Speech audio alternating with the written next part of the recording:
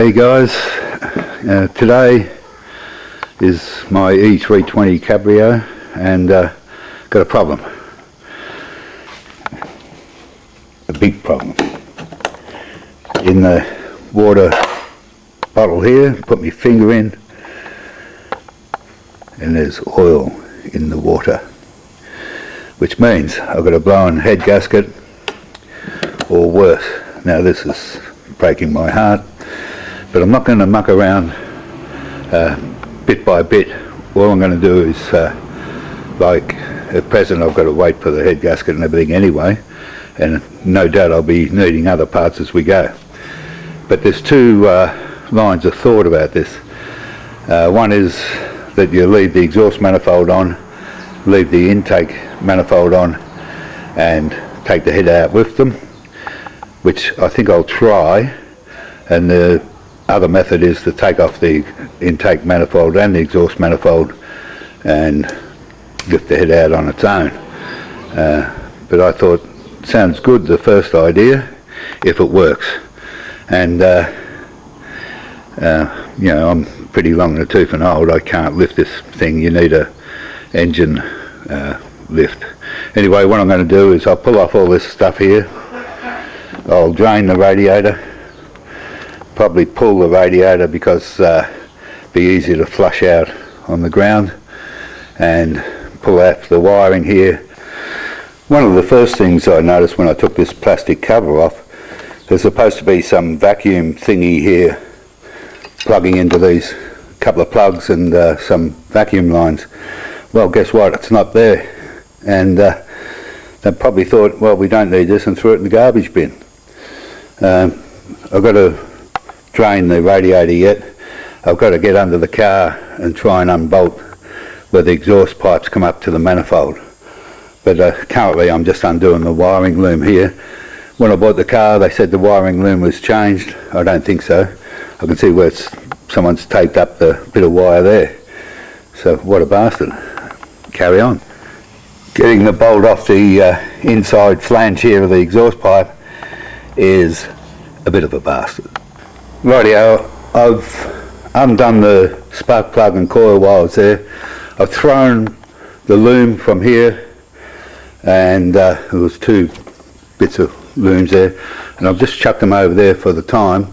I've just got to undo a wire that goes down here, and then I'll disconnect the fuel rail hoses over here, there. So I'm doing that now. Put a rag down to catch any petrol. I'm not going to bother telling you the size of the spanners, you'll have to figure them yourself. And open the petrol cap, make sure there's no pressure in the tank. Okay guys, there's a heater pipe at the back of the head, and you've got a screw there, and you've got to undo that rubber hose. I've just thrown all the wiring out of the way over here.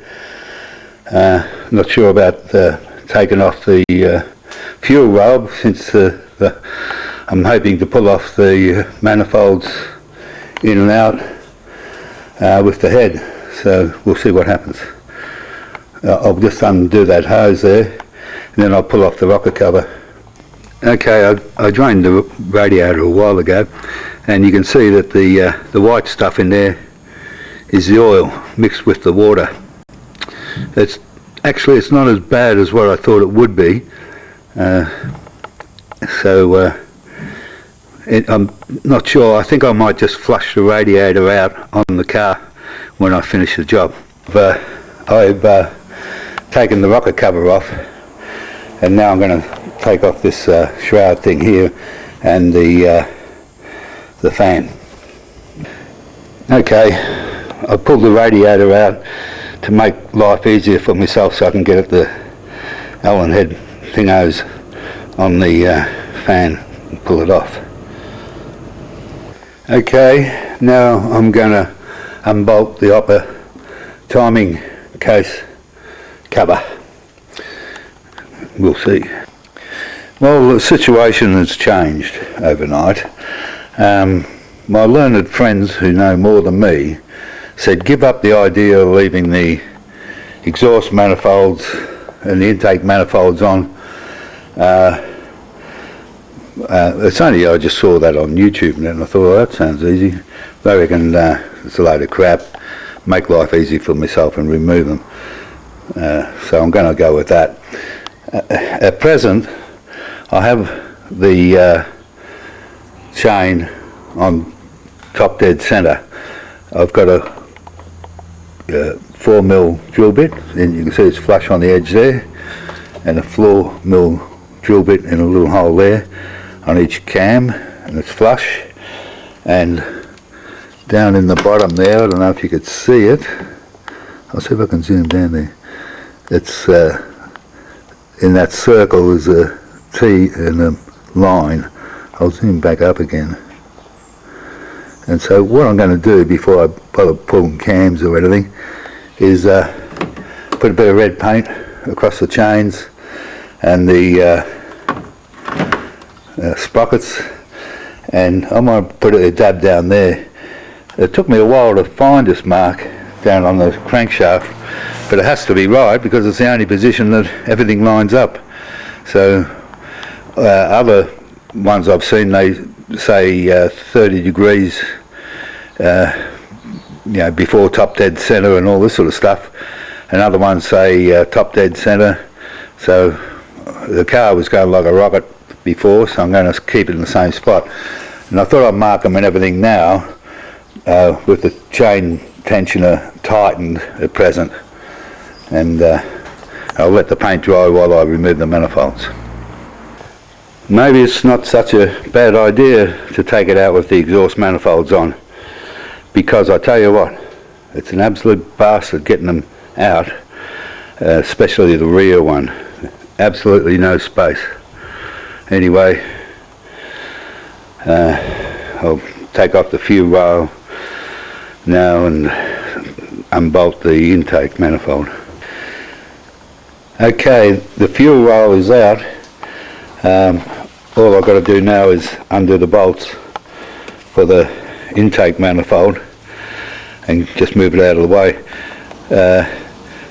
When you undo the fuel rail, undo the bolts that hold it there, and just pull it out with all the injectors still in place. Okay. Well, I got the intake manifold off. Unfortunately, the hose here that goes down into the engine down there somewhere is perished, so I'll have to try and find another one of them. In Australia, that is. Right, I've just pulled this pin out of the, it's a pin probably locking the guide rail down in there, and you pack it out with washers and you gradually pull it out. And I used a stainless steel bolt, it's 8M, and it bent. So really even the stainless steel one's not strong enough, you want the high tensile bolt, but I couldn't find one with a hex head. Anyway, it did the trick and I got it out. Okay, I took the front cover off there. I've just taken out the chain tensioner. We let it off a turn in the centerpiece and unscrew the whole thing. That gives us slack on the chain, because now I'm going to pull off the exhaust gas sprocket there. Okay, I've got the cams off, and I think that's enough for today. I'll pull the head off tomorrow. I hate these Torx bloody bolts. They're bastards, the things. I much prefer a hex head bolt any day. Okay, there's a pecking order when you undo these things. It's in the book. Start up here and do that one there, do that there, and gradually crack them. And what you do is you lay them out in the order you took them off in, or they come off in, because they've got to go back the same. Well, silly me. I didn't have to take the cams off. I just watched a guy on YouTube and he undid the head bolts through the holes in the cam and picked it up and threw it out, the head that is. So there you go. Silly me. One thing about it, less weight. Well, I took the head off, and it seems in really good nick, actually. With the head gasket, where are we? It's just that there. I'll zoom in on it. And it's at the front of the engine. Normally,